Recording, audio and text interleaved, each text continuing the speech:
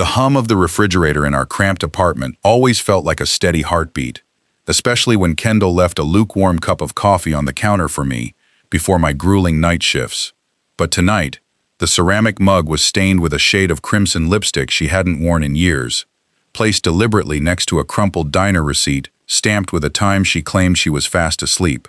There is a quiet, suffocating agony in watching the woman you love rewrite your shared reality, planting seeds of doubt in your tired mind just to cover her own tracks. If you find yourself drawn to the quiet, dangerous spaces between two people who know each other too well, stay with me as we uncover what happens when the script is finally flipped. The smell of cardboard dust and diesel exhaust was baked into Matthew Collins' skin. It was 6:15 a.m., the brutal hour when the sky over Ohio shifted from a bruised purple to an unforgiving, cold gray. He stood in the narrow hallway of their ground-floor apartment, letting the heavy steel-toed boots slip from his aching feet. 14 hours managing the loading docks at the regional grocery warehouse had left a steady, dull ringing in his ears. The apartment was quiet, but it wasn't empty. From the kitchen, the faint clatter of ceramic against formica broke the silence. Matthew shrugged off his canvas jacket, the stiff fabric scraping against the drywall. He walked toward the dim yellow light spilling from the kitchenette. Kendall was at the counter. She was already in her diner uniform, the faded pink dress with the white apron that smelled perpetually of old fry oil, vanilla syrup, and bleach. She was staring blankly at her phone, her thumb hovering over the screen, her posture rigid. At the sound of his stockinged feet on the linoleum, she flinched, the phone vanishing into her apron pocket with a speed that felt violently out of place in their slow, exhausted mornings. "You're home early," Kendall said. Her voice was slightly breathless, lacking the usual soft, sleep-laced warmth. "Trucks got delayed at the border. Supervisor sent us packing an hour early," Matthew replied, his voice a low, gravelly hum. He moved to the coffee pot. It was cold. "I thought I made a fresh pot," she murmured, avoiding his eyes as she picked up a rag and began wiping an already clean spot on the counter. "You must have drank it before you left last night and forgot. You're doing that a lot lately, Matt." Matthew froze, his hand hovering over the glass carafe. He hadn't touched the coffee last night. He had left in a rush after a tense, silent dinner. But it wasn't the cold coffee that caught his attention. It was the mug sitting by the sink. It was stained with a sharp crimson lipstick. Kendall hadn't worn red lipstick to the diner in 5 years. The management didn't allow it. "Right," Matthew said slowly, letting the silence stretch. "I must have forgotten." "You need to ask for a switch to the day shifts," Kendall sighed, turning to face him. Her eyes, usually a bright, clear hazel, looked cloudy, defensive. "This schedule is killing your brain, Matt. Yesterday you swore I told you I was working a double, but I was here all evening. You're hallucinating conversations." He looked at her, really looked at her.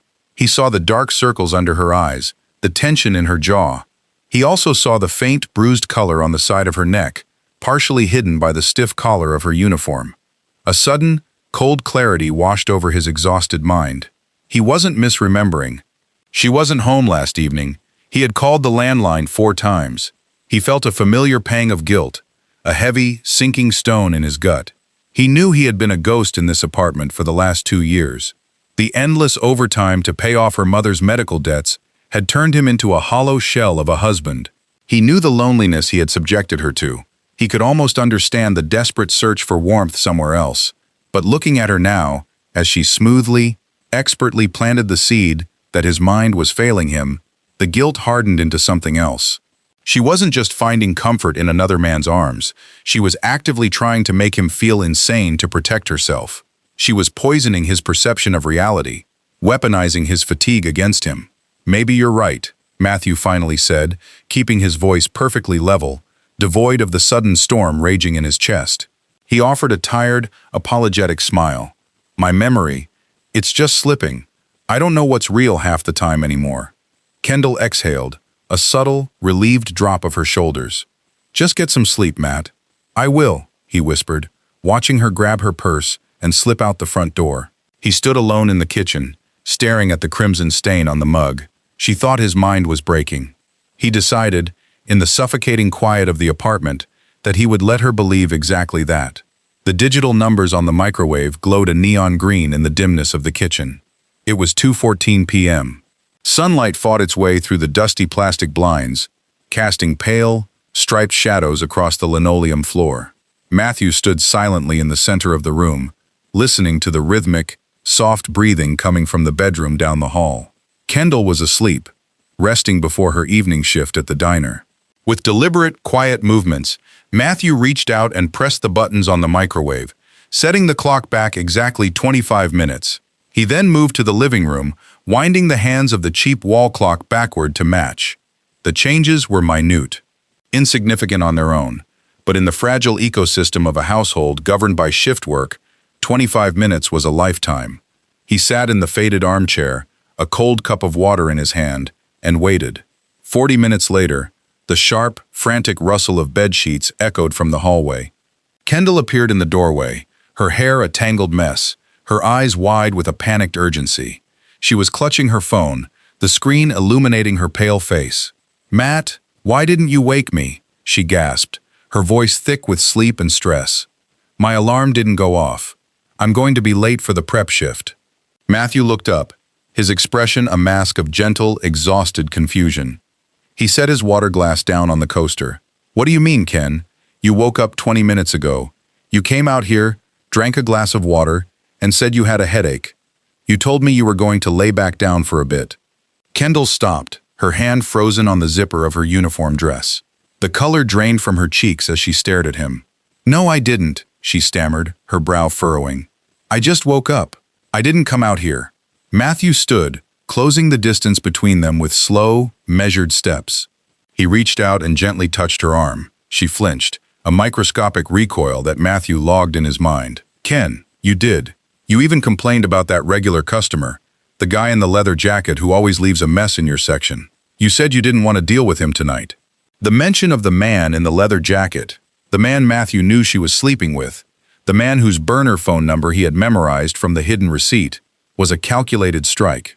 It was a detail so specific, so deeply entrenched in her secret life, that hearing it casually dropped into a fabricated memory made her breath hitch. I said that?" she whispered, her hazel eyes darting toward the kitchen, then back to his face, searching for a lie, but finding only his manufactured tender concern. "Yeah, you did," Matthew said softly, mirroring the exact tone she had used on him days earlier. "Are you feeling okay? You've been working so many hours. This schedule is killing your brain, Kendall. You're sleepwalking through conversations."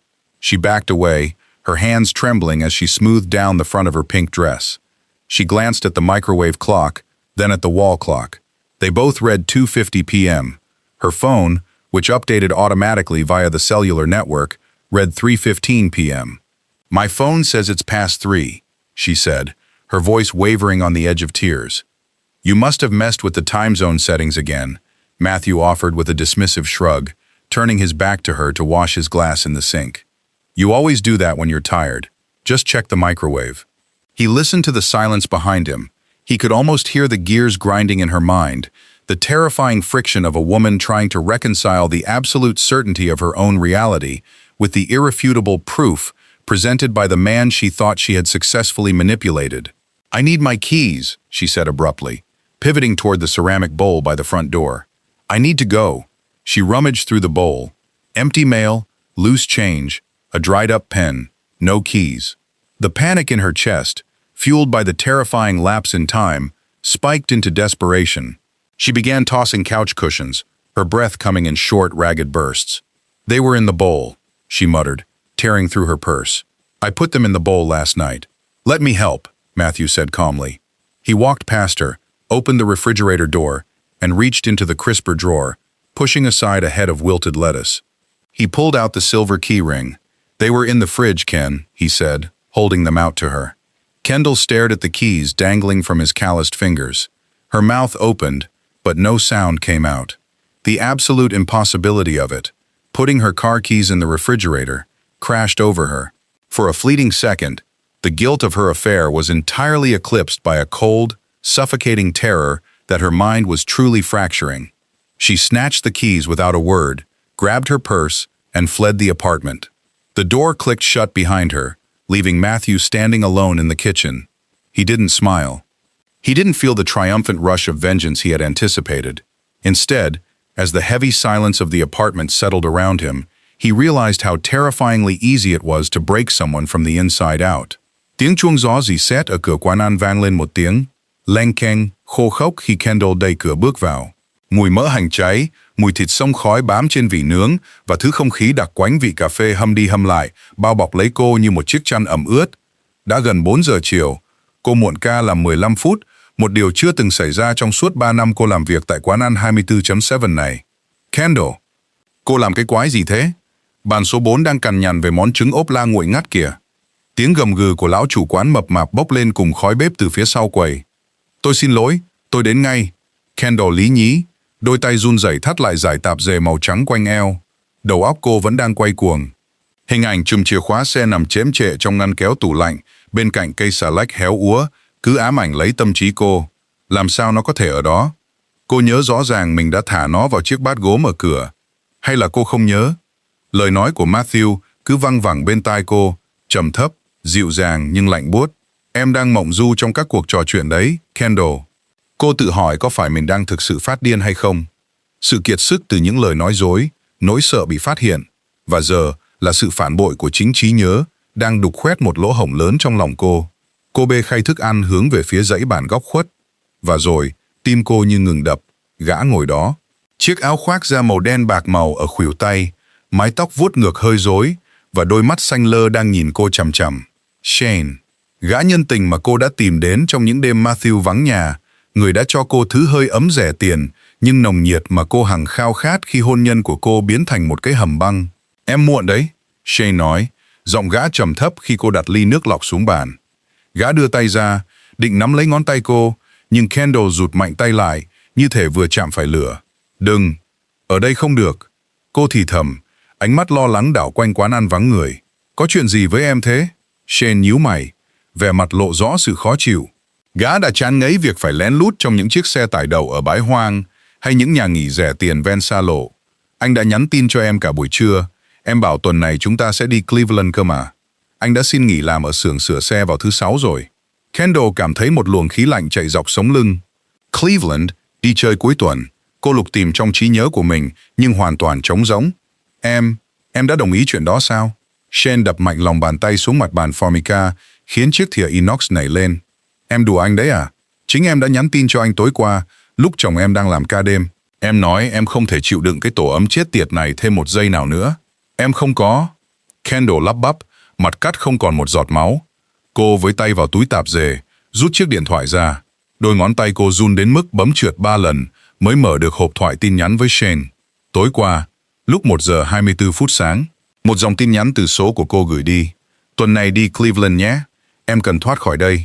Em chịu hết nổi rồi. Kendall loạng choạng lùi lại một bước, suýt chút nữa làm đổ chồng đĩa bẩn trên chiếc bàn bên cạnh. Cô không hề gửi tin nhắn đó. Tối qua lúc 1 giờ sáng, cô đang ngủ. Hay là cô đã tỉnh dậy trong cơn mộng du? Cô nhớ mình có tỉnh giấc một lần vì khát nước. Đầu óc mơ màng. Có phải chính cô đã cầm điện thoại lên và nhắn trong trạng thái vô thức? Hay là Matthew? Không, không thể là Matthew.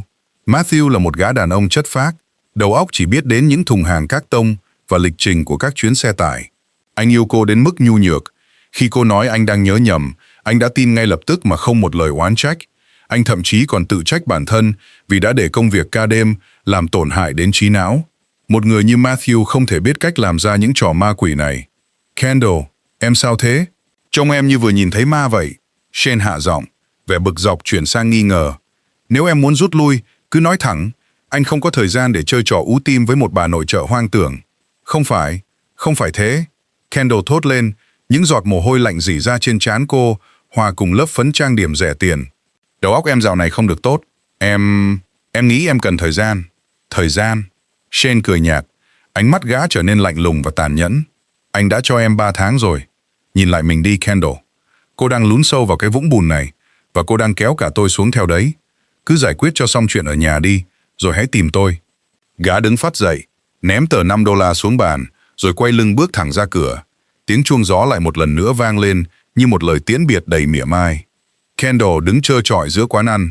Tiếng xèo xèo của mỡ trên vỉ nướng bỗng nhiên vang lên chói tai như tiếng cười nhạo. Cô nhìn tờ $5 trên bàn, rồi nhìn vào màn hình điện thoại vẫn đang hiển thị dòng tin nhắn định mệnh kia. Trong sâu thẳm tâm hồn cô, một vết nứt lớn đã xuất hiện trên lớp vỏ bọc tự mãn mà cô hằng dựng lên. Cô từng nghĩ mình là kẻ làm chủ cuộc chơi, kẻ ban phát sự thương hại cho người chồng tội nghiệp, nghèo khổ và kiệt sức của mình. Cô từng dùng chính sự mệt mỏi của Matthew để biến anh thành một kẻ ngốc trong chính ngôi nhà của họ, tự bảo van mình rằng cô ngoại tình là vì anh đã bỏ rơi cô trước. Nhưng giờ đây, sự cô đơn mà cô hằng căm ghét đã biến chứng thành một con quái vật hoang tưởng. Cô không còn biết cái gì là thật, cái gì là giả. Cô sợ hãi bóng tối trong căn nhà của mình, nhưng cô còn sợ hãi chính bản thân mình hơn. Ai đã nhắn tin, ai đã giấu chìa khóa. Khi ca làm việc kết thúc vào lúc 11 giờ đêm, Kendall bước ra khỏi quán ăn với đôi chân rã rời. Gió đêm Ohio thổi thốc vào mặt cô, mang theo cái lạnh thấu xương của vùng công nghiệp rỉ sét. Cô không muốn về nhà. Căn apartment chật chội kia, giờ đây giống như một chiếc lồng sắt chứa đầy những chiếc bẫy vô hình mà cô không thể nhìn thấy. Nhưng cô biết, chúng sẵn sàng sập xuống bất cứ lúc nào cô bước hụt. The lock clicked, and Kendall pushed the heavy apartment door open, her shoulders braced for the familiar, oppressive silence that usually greeted her. The encounter with Shane at the diner had left her nerves completely frayed. She needed the comfort of her own misery tonight. She needed Matthew to be asleep on the couch, surrounded by empty beer cans or staring blankly at a muted television, ignoring her existence. She needed him to be the terrible, absent husband she had described to Shane. Instead, the apartment smelled of roasting garlic and butter. Kendall paused in the entryway, her grip tightening on her cheap faux leather purse. The small, scratched dining table, usually a dumping ground for unpaid bills and junk mail, was cleared. Two mismatched plates were set opposite each other, accompanied by paper napkins neatly folded into triangles. Matthew emerged from the cramped kitchenette, wiping his hands on a dish towel. He was wearing a clean gray t-shirt, his hair damp from a recent shower, washing away the warehouse grime. There was a lightness to his step that hadn't been there in years. "You're home right on time," Matthew said, his voice soft, almost musical in its unnatural calm. "I picked up some chicken breasts on the way back from the shift. Thought we could actually eat together for once." Kendall stared at him, a cold knot forming in her stomach. "You cooked?" she asked, the suspicion bleeding into her tone. "Since when do you cook on a Thursday? You're usually dead on your feet." "I am tired," he admitted with a gentle, self-deprecating smile that didn't quite reach his eyes. "But you've been working so hard, Ken, and with my memory being so scattered lately, I just wanted to do something right. I figured I owe you." He pulled out a chair for her. The screech of the wooden legs against the linoleum sounded like a scream in the quiet room. Kendall sat down rigidly, watching him serve the food. She needed to break this. The atmosphere was too domestic, too forgiving. It made her skin crawl. "Chicken is expensive right now, Matt," she snapped, picking up her fork and pushing the meat around the plate. "Did you even check the budget before you went to the store? We have the electric bill due next week. You can't just go blowing money on random dinners." She waited for the spike of anger, the defensive retort about how hard he worked for that money. She craved the argument. It would ground her. It would prove that he was still the frustrating, short-sighted man she was trying to escape. Matthew paused, his fork halfway to his mouth. He slowly lowered it, his expression melting into a mask of profound, exaggerated guilt. "You're absolutely right," he whispered, looking down at his plate. "I'm so sorry, Kendall. My brain is just, it's like a sieve these days. I didn't even think about the electric bill. I just got so confused at the store. I'll pick up an extra weekend shift at the loading dock to cover it. You shouldn't have to worry about my stupid mistakes." The apology hit her like a physical blow. It was too absolute, too pathetic. He was weaponizing the exact narrative she had fed him, that he was forgetful, that his mind was breaking down. "Don't do that," she muttered, her heart hammering against her ribs. "Don't act like a martyr." "I'm not," Matthew replied, looking up at her with wide, earnestly empty eyes. "I just know I've been failing you. You've been so patient with me, Ken, with my memory lapses, my confusion. I don't know what I'd do if you weren't here to keep me grounded." He reached across the small table and gently placed his calloused hand over hers. His palm was warm, heavy, and terrifyingly steady. Kendall felt a sudden, violent urge to scream, to flip the table, to confess everything just to shatter the unbearable glass house he was building around her. She looked into her husband's eyes, searching for a trace of sarcasm, a flicker of hidden rage. But there was nothing. only a deep, hollow obedience that mirrored her darkest lies back at her. She pulled her hand away, the food turning to ash in her mouth. For the first time since the affair began, Kendall realized she wasn't the predator in this marriage. She was the prey, and the trap had already snapped shut. The fluorescent lights of Frankie's 24/7 buzzed with a low, agonizing frequency that seemed to vibrate directly against Kendall's skull. It was 1:15 a.m. on a Saturday. The diner was a purgatory of half-drunk college students from the neighboring town and weary truck drivers passing through Ohio. Kendall wiped down the sticky formica of the counter, her eyes darting nervously toward the corner booth. Shane was there. He had been sitting there for 40 minutes, nursing a single black coffee. He hadn't said a word to her since she took his order, but his presence was a physical weight. After their disastrous encounter earlier in the week, he had resorted to this silent haunting, demanding an answer she was too terrified to give. The bell above the heavy glass door chimed. Kendall didn't look up immediately, conditioned to finish wiping the syrup spill first. But when she raised her head, the breath caught in her throat, choking her. Matthew was standing in the entryway. He was wearing his old navy blue windbreaker, his hands stuffed casually into his pockets. He didn't look angry. He didn't look like a man arriving to catch his cheating wife. He looked terrifyingly peaceful. He walked over and took a stool at the counter, exactly 3 seats away from where Kendall was standing. Behind him, across the narrow aisle, was Shane's booth. "Matt?" Kendall croaked, the dishcloth slipping from her trembling fingers into the stainless steel sink. "What are you doing here? You have the morning shift. You should be asleep." "I couldn't sleep," Matthew said, his voice carrying clearly over the hum of the refrigerators and the low murmur of the diner. He offered a soft, almost vacant smile. The apartment was too quiet. "I kept thinking I heard you calling my name, Ken. It was the strangest thing, so I figured I'd come see you." Kendall's heart hammered a frantic, irregular rhythm against her ribs. She glanced quickly at the corner booth. Shane had stiffened, his eyes locked on the back of Matthew's head.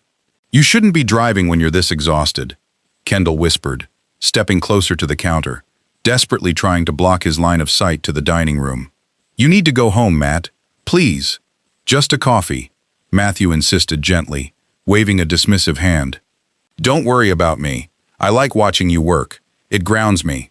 You know how my head has been lately. Everything feels a little mixed up." He swiveled slightly on the vinyl stool, turning his body toward the dining area. Kendall's blood ran cold. Matthew's gaze swept over the room, pausing on the boisterous students, the quiet truckers, and finally, settling on the corner booth. He looked directly at Shane. The silence stretched. To Kendall, it was a microscopic inertity. She gripped the edge of the counter, waiting for the explosion. She braced herself for Matthew to lunge, for the furious accusations, for the shattering of heavy ceramic mugs, and the screaming that would finally end this agonizing charade. Instead, Matthew simply nodded, a polite, absent-minded nod of acknowledgement from one late-night soul to another. Then, he turned back to Kendall. "Busy night," he remarked, his tone completely flat. "Matt, Kendall couldn't breathe. Her lungs felt packed with wet cotton. Did he know? Was he looking at Shane because he knew, or was it just a random glance? The terrifying uncertainty of his mental state, the very narrative she had built to protect herself, was now suffocating her. Matthew sipped the black coffee another waitress silently slid in front of him. He sat there for exactly 20 minutes. He didn't look at Shane again. He just watched Kendall, his eyes wide and unblinking, tracing her every movement with an eerie, suffocating devotion. When he finally stood up, he placed a $5 bill on the counter. "Get some rest when you get home, Ken," he said, reaching out to gently tuck a stray lock of hair behind her ear. His fingers were ice cold against her burning skin. "I'll leave the porch light on for you.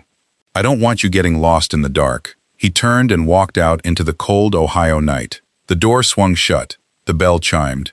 Kendall stood frozen, staring at the empty stool. She looked over at the corner booth. Shane was gone. Only a crumpled napkin and a $5 bill remained on the table.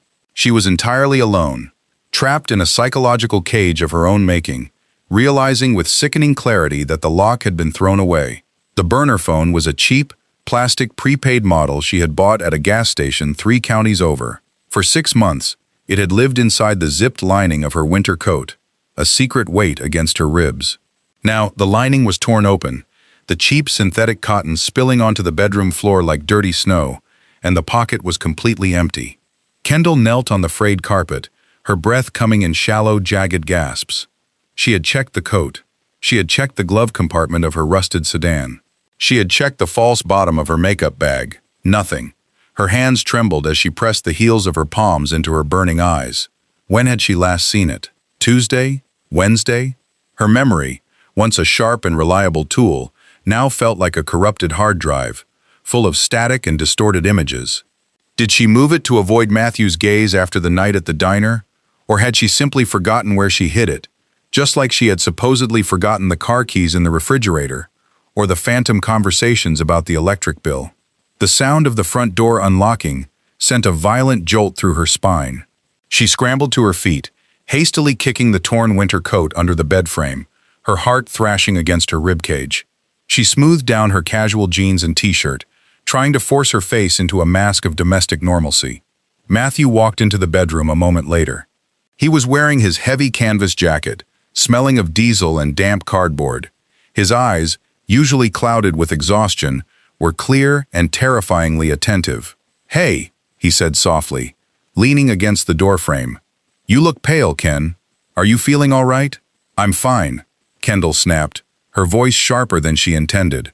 She cleared her throat, forcing a tight, unnatural smile. "Just a headache. Didn't sleep well." Matthew's brow furrowed in that practiced expression of deep, mournful concern. He stepped into the room and closed the distance between them, reaching out to cup her cheek. His hand was freezing. Kendall forced herself not to flinch. "You need to take better care of yourself," he murmured, his thumb brushing over her cheekbone. "Your mind is just running in circles. I found something of yours in the laundry room earlier. I think you dropped it when you were doing the wash yesterday." Kendall's blood turned to ice. She stopped breathing entirely. The laundry room. Had she left the phone in a jeans pocket? Was he holding it right now? Was this the moment the glass shattered? Matthew reached into the pocket of his jacket. Kendall braced herself, her muscles locking up, ready for the accusations, ready for the evidence of her betrayal to be slammed down between them. He pulled out a small silver tube of lipstick.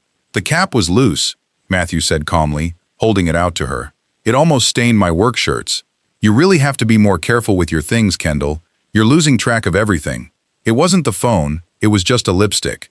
But not just any lipstick. It was the crimson one, the one she only wore on the days she met Shane at the motel, the one she strictly kept hidden in her purse because Matthew hated the smell of it. She stared at the silver tube resting in his calloused palm. She hadn't done the laundry yesterday. Matthew had. Kendall choked on the word. She looked up from the lipstick to her husband's eyes. They were wide, gentle, and utterly devoid of mercy. He knew.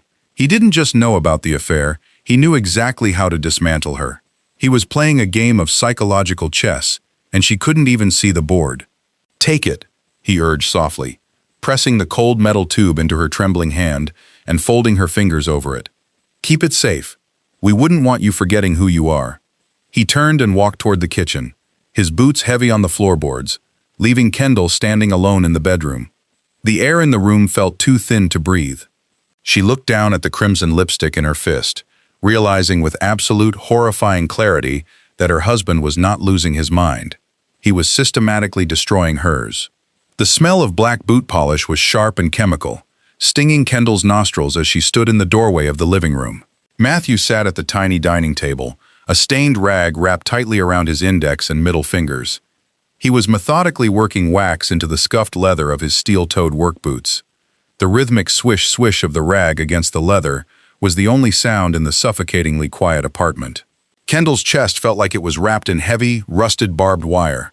The silver tube of lipstick he had handed her earlier burned like a hot coal in her jeans pocket. She couldn't do this anymore. The psychological maze he had trapped her in was crushing the breath out of her. She needed the sudden, violent release of the truth, even if it meant the total destruction of their marriage. She needed the bleeding to stop. "Matt," she whispered. Her voice was cracked, brittle, sounding like it belonged to a much older woman. He didn't break his rhythm. "Almost done here, Ken. Just getting ready for tomorrow's shift." "Matt, put the boot down, please." He paused, slowly lifting his head.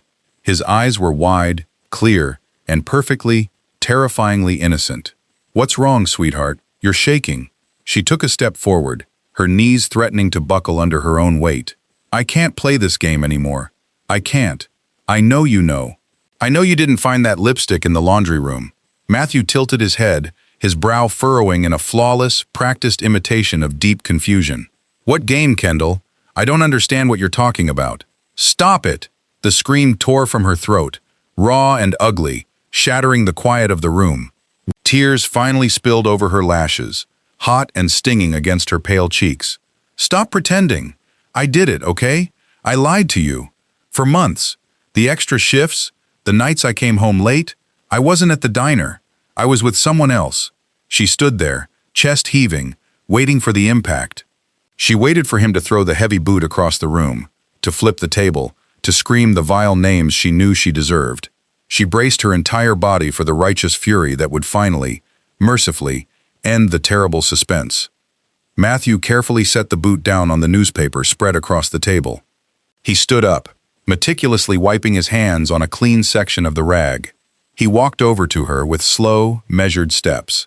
Kendall squeezed her eyes shut, ready for the blow. Instead, he wrapped his arms around her.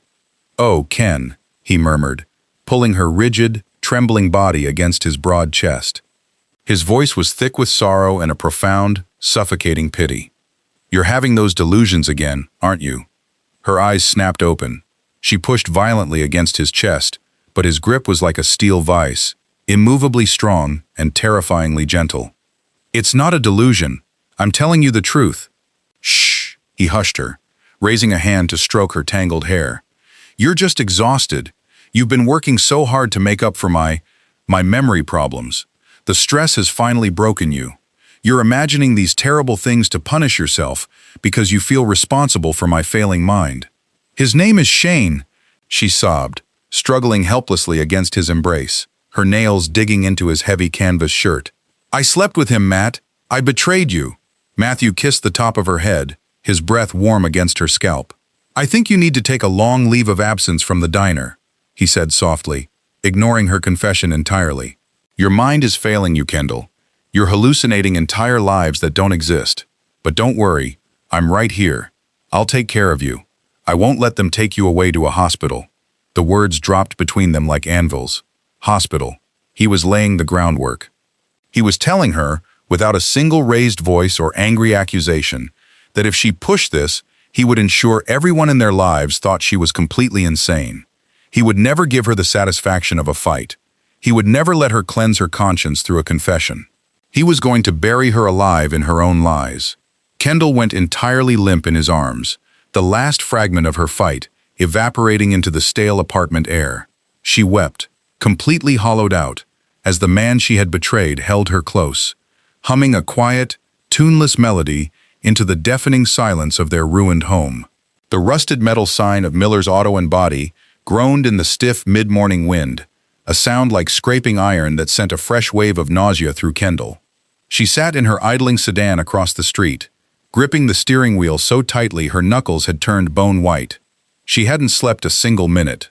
Every time she had closed her eyes in that suffocating apartment, she felt Matthew's heavy, cold hands stroking her hair, hearing his gentle, devastating voice telling her she was losing her mind. She needed proof. She desperately needed to look Shane in the eye, to touch his rough leather jacket, and hear him say her name. She needed to know the sweat, the cheap motel rooms, the hidden burner phone. All of it was real. If it was real, then she was a terrible, unfaithful wife who had destroyed her own marriage, but at least she wasn't completely insane. Taking a ragged, trembling breath, she cut the engine and stepped out into the biting Ohio chill. The garage smelled heavily of motor oil, damp concrete, and burnt rubber. A small, grease-stained radio in the corner was playing a tinny classic rock station. A mechanic sliding out from under a lifted Ford truck wiped his blackened hands on a rag and looked at her. It wasn't Shane. It was an older man with a thick gray beard and weary eyes. "Can I help you, miss?" he asked, his tone polite but guarded as he took in her disheveled appearance. "I'm looking for Shane," Kendall said, her voice cracking slightly. "Shane? He works here. Tall, wears a black leather jacket, blue eyes." The older mechanic frowned, tossing the dirty rag onto a nearby metal workbench. Shane quit. Cleared out his locker yesterday morning, right after his shift started. Said he was moving out of state. Didn't leave a forwarding address or a final number for his paycheck. The concrete floor beneath Kendall seemed to violently tilt. Quit? No. That's impossible. He was just here. He wouldn't just leave without telling me. He didn't tell anybody much of anything, lady, the man replied, eyeing her pale, frantic face with a mixture of mild pity and growing discomfort. Just packed up his tools and took off in a hurry. You a friend of his? Kendall couldn't finish the sentence. The mechanic's casual words were a physical blow, knocking the remaining air from her lungs. Shane was gone. The only other person who knew the truth, the only living witness to her secret life, had vanished like smoke in the wind. She stumbled backward, out of the garage and into the cold daylight. She leaned heavily against the freezing metal of her car door, gasping for breath as black spots danced at the edges of her vision. The industrial park around her began to blur into a smear of gray and rust. If Shane was gone, who could prove he had ever been there? The burner phone was missing. The crimson lipstick was in Matthew's possession, meticulously reframed as a symptom of her failing memory. Her desperate, agonizing confession had been completely dismissed as a stress-induced delusion. She pulled her regular cell phone from her purse, her fingers clumsy and completely numb. She opened her messages, staring at the empty inbox. She dialed the number for the diner, intending to tell her boss she couldn't come in for her shift, to tell someone, anyone, what was happening to her. But as the line rang, a terrifying, paralyzing thought gripped her throat. What if Matthew had already called them? What if he had already laid the groundwork, playing the role of the devoted, tragic husband, telling her manager that his poor wife was having a severe mental breakdown? She jammed her thumb against the end call button before anyone could answer. Standing entirely alone on the cracked pavement, the full, crushing magnitude of Matthew's vengeance finally settled over her. He hadn't just flipped the script, he had burned the entire theater to the ground and locked her inside the ashes. She had no lover, she had no escape. She didn't even have ownership of her own mind anymore. There was only the suffocating apartment and the gentle, terrifying man waiting for her to come home. The silence in the apartment was no longer just an absence of sound. It had a texture, a heavy, suffocating weight that pressed against Kendall's eardrums. Dust motes drifted lazily in the pale shafts of afternoon light, slicing through the plastic blinds. She knelt on the scuffed hardwood floor of their bedroom closet, surrounded by a chaotic sea of Matthew's discarded clothing, old shoeboxes, and tangled wire hangers. She was looking for the ghost. She was looking for the architect of her madness. Ever since the garage, the horrifying realization had been taking root in her fractured mind like black mold. Shane was gone. The burner phone was gone. The lipstick had been reframed as a symptom of her amnesia. None of it made sense. Matthew was exhausted, yes, but he had always been a man of predictable, stolid routines. The forgotten conversations, the misplaced objects, it was too perfectly timed, too exquisitely cruel to be the random misfirings of a tired brain. He was doing this on purpose. He had to be. Her hands, raw and trembling, tore through the pockets of his heavy winter coats. She checked the lining of his old duffel bags. She needed a slip in his performance, a receipt, a hidden note, anything to prove he was lucid, to prove he was playing a game. At the very back of the closet, shoved behind a stack of mothballed sweaters, her fingers brushed against something hard and metallic. It was a small, locked cash box. Kendall dragged it out into the dim light of the bedroom. Her heart hammered a frantic, sickening rhythm against her ribs. She recognized the box. It was where Matthew used to keep his grandfather's old silver coins. She scrambled to the dresser, rummaging through his top drawer until she found the tiny brass key hidden beneath his rolled socks. She jammed the key into the lock. It turned with a sharp click. She threw the lid back. Inside, there were no silver coins. There was only a small black moleskin notebook. Kendall picked it up, her breath hitching in her throat. She flipped it open. The pages were filled with neat, precise handwriting. Nothing like the messy, hurried scrawl Matthew used when he was genuinely exhausted. It was a log. October 12, Kay left for double shift at 4 p.m., returned 2:15 a.m., smelled of stale smoke and cheap cologne, not diner grease. October 18th, Kay checked phone 4 times during dinner. Screen angled away. November 3rd. Found prepaid receipt in trash. Total $29.99. November 14th. The man in the leather jacket at Frankie's. Table 4. She didn't charge him for the coffee. Page after page, perfectly dated, perfectly detailed. It was a flawless, clinical timeline of her affair. He hadn't just known. He had been studying her. He had been documenting her betrayal while feeding her lies about his failing memory, weaponizing her own guilt to break her down. A shadow fell across the doorway. Kendall gasped, spinning around. Matthew stood there, framed by the hallway light. He was wearing his gray work uniform, a plastic grocery bag dangling loosely from one hand. He looked at the chaos of the closet, then at the open cash box on the floor. Finally, his eyes locked onto the black notebook clutched against her chest. "I found it," Kendall breathed, her voice trembling with a chaotic mixture of absolute terror and hysterical relief. "I found it, Matt. You're not sick. You're not forgetting things. You've been doing this to me on purpose. You've been trying to make me think I'm crazy." Matthew didn't shout. He didn't drop the grocery bag. He slowly walked into the room, his face a mask of profound, devastating sorrow. He looked at the notebook, then up at her wide, frantic eyes. "Kendall," he whispered, his voice thick with a terrifying pity. "What are you talking about?" "This," she screamed, shoving the open notebook toward him. "The dates, the times. You wrote all of this down. You knew about Shane." Matthew gently reached out and took the notebook from her shaking hands. He stared at the open page for a long, agonizing moment. Then, he slowly turned the book around so she could see the pages clearly in the light. "Sweetheart," he said softly, a tear welling in the corner of his eye. "This is your handwriting. Why are you writing these awful things about yourself?" Kendall stared at the ink, the neat, precise loops, the slant of the letters. It wasn't Matthew's handwriting. It was an absolutely flawless, terrifying forgery of her own cursive. Or was it? Had she written it in a fugue state? Had her guilt manifested into a physical confession she couldn't remember making? The room began to spin, the walls of the apartment closing in like a physical vice. She looked into her husband's eyes, finding only endless, deep water, realizing that even with the proof in her hands, she was drowning. The digital clock on the microwave read 8 a.m., but time had ceased to hold any tangible meaning within the walls of the apartment. The morning light filtering through the plastic blinds was the color of dirty dishwater, casting long, bruised shadows across the linoleum floor. Matthew stood at the kitchen counter, quietly buttering a piece of burnt toast. The scraping of the knife against the charred bread was the only sound in the room.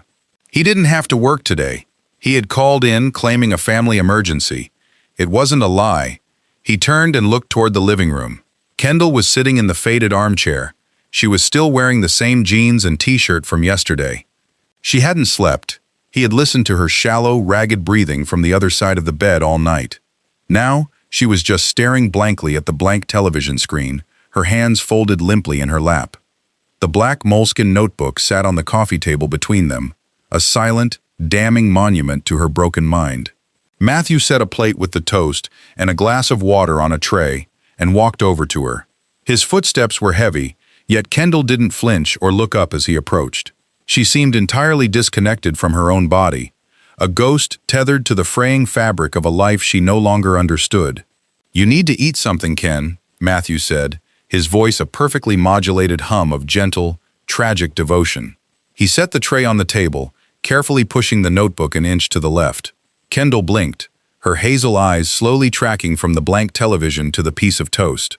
They were dull, entirely stripped of the fierce, defensive spark that had once defined her. "I called Mr. Henderson at the diner," she said.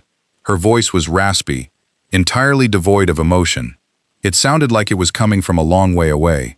"I told him I need an indefinite medical leave. I told him my mind isn't right." Matthew felt a strange, cold knot tighten in his chest.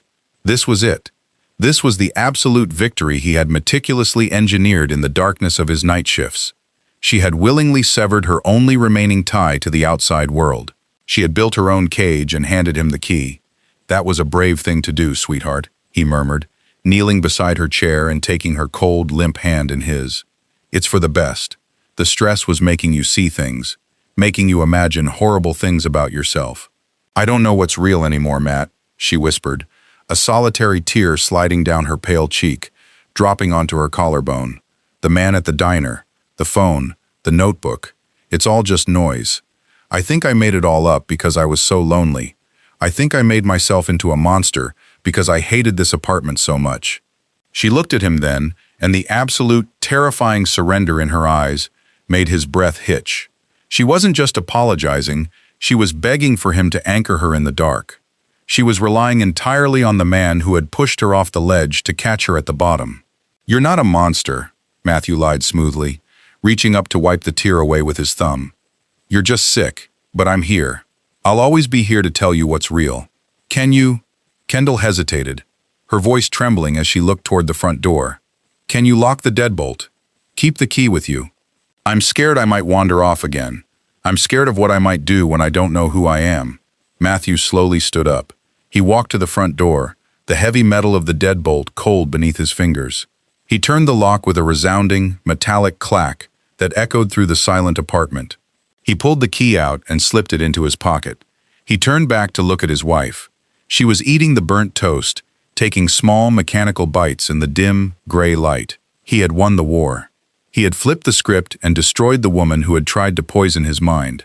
But as the suffocating silence of their shared prison settled heavily over his shoulders, Matthew realized with a chilling finality that he was now entirely alone in the dark with the ghost he had created. By the third week of November, the apartment had taken on the distinct, stifling atmosphere of a quarantine ward. The blinds were perpetually drawn, filtering the harsh Ohio sunlight into a soft, sickly amber that seemed to freeze dust motes in midair. The vibrant, chaotic energy that Kendall used to bring into these rooms, the smell of diner grease, the sharp clatter of her keys in the ceramic bowl, the loud, defensive arguments, was entirely gone. In its place was a heavy, clinical silence. Matthew returned from his warehouse shift at 7 a.m., the cold morning air clinging to his heavy canvas jacket.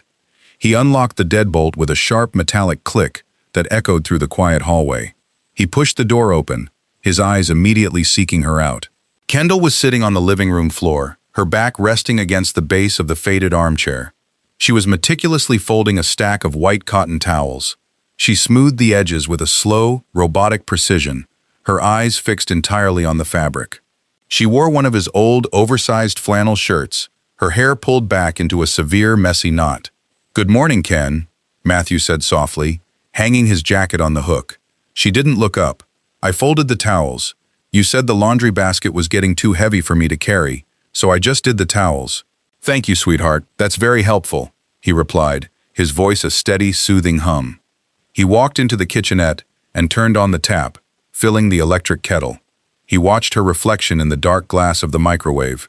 She wasn't Kendall anymore.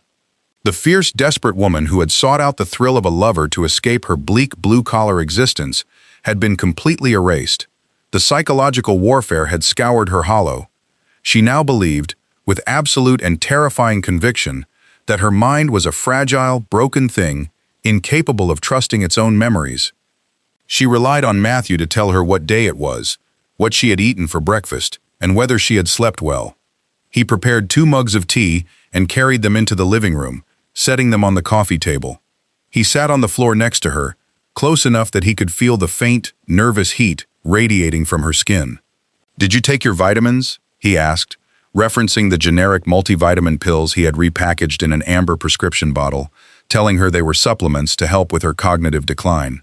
Kendall nodded slowly, her fingers pausing on the edge of a folded towel. "I took them. After the sun came up, I think." She turned to him, her hazel eyes wide, empty, and brimming with a pathetic sort of panic. "Did I take them, Matt? I can't remember if I actually swallowed them or if I just thought about it." Matthew reached out and placed a large, calloused hand over hers, halting her trembling fingers. "You took them, Ken. I saw you take them before I left for my shift. Don't worry. Your memory is safe with me." She exhaled a long, shaky breath, her shoulders slumping in profound relief. She leaned her head against his shoulder, a gesture of total, unquestioning submission. "I don't know what I'd do without you," she whispered into the flannel of his shirt. "I'm so sorry I'm like this. I'm so sorry I'm such a burden." Matthew stared over her head at the blank television screen. He felt the weight of her leaning against him. He felt the absolute power he held over her existence. He had flipped the script. He had taken her gaslighting, her lies, her betrayal, and he had forged them into a weapon that had utterly annihilated her. Yet, as he sat in the suffocating quiet of the apartment, stroking the hair of the woman who had broken his heart, he felt no triumph. There was no sweet rush of vindication. The revenge he had meticulously crafted had worked too perfectly. He had set out to punish his cheating wife, but in the end, he had merely executed her, leaving himself alone in the dark with a stranger who wore her face. The first heavy snow of December fell over the industrial edge of the city, burying the cracked asphalt and rusted chain-link fences under a thick, suffocating blanket of white. Inside the apartment, the radiator hissed a steady, monotonous rhythm, a mechanical heartbeat for a home that had long since stopped breathing. Matthew stood by the narrow living room window, a cup of black coffee warming his calloused hands. He was on the day shift now. He had requested the transfer a month ago, citing his wife's deteriorating health. The warehouse manager, a gruff man who rarely showed sympathy, had looked at Matthew's hollow eyes and approved it without a second thought. It was a bitter, silent irony. Kendall finally had a husband who was home before the sun went down, a man who slept beside her through the long, freezing nights. But the woman who had desperately craved that warmth was gone, replaced by a ghost who flinched at sudden shadows. He turned away from the frosted glass and looked at her. Kendall was asleep on the couch, buried beneath a heavy woolen afghan. Her breathing was shallow and even.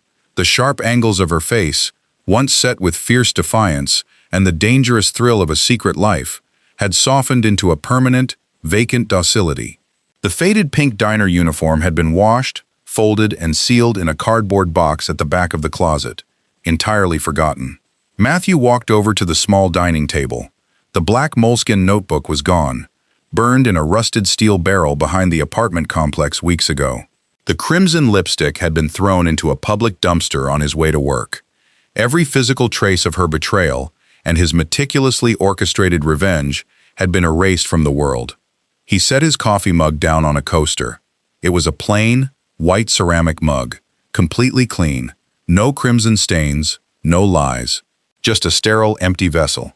He sat in the chair opposite the couch, resting his elbows on his knees, and watched her sleep. He had flipped the script perfectly. He had taken her gaslighting and mirrored it back with such devastating precision that she had collapsed under the weight of her own manipulated reality. He had wanted to punish her for making him feel insane, for weaponizing his bone-deep exhaustion to cover her tracks with another man. He had wanted to win, but as the heavy winter silence pressed against his eardrums, Matthew realized the true horror of his victory. He was no longer the victim of a cheating spouse. He had become a warden, a quiet, terrifying architect of another human being's destruction. The love he once held for the fiery, frustrated waitress he married had mutated into a sick, suffocating sense of ownership. He was permanently chained to the empty shell he had carved out, forever obligated to play the devoted caretaker to a mind he had deliberately shattered. Kendall stirred on the couch, her eyelids fluttering open. She looked at him through the dim light of the snowstorm, her hazel eyes completely empty of recognition for a long, agonizing second before the artificial narrative settled back into place. "Matt," she whispered, her voice fragile, like dry leaves scraping against pavement. "What time is it? Did I lose the day again?" "It's just past 3 in the afternoon, Ken," Matthew said, his voice dropping into that smooth, practiced cadence of gentle mourning. He reached out and smoothed the blanket over her shoulders. "You're right here. You haven't lost anything." She closed her eyes, letting out a soft, pathetic sigh of relief, entirely trusting the monster holding her hand. Matthew looked out the window at the falling snow, knowing it would eventually bury the entire town, just as his quiet, terrible revenge had buried them both. There would be no explosive divorce. There would be no cathartic screaming matches, no tearful apologies, and no healing. There was only this suffocating apartment, the locking of the deadbolt every evening, and the endless, hollow echo of a marriage that had died long before the haunting began.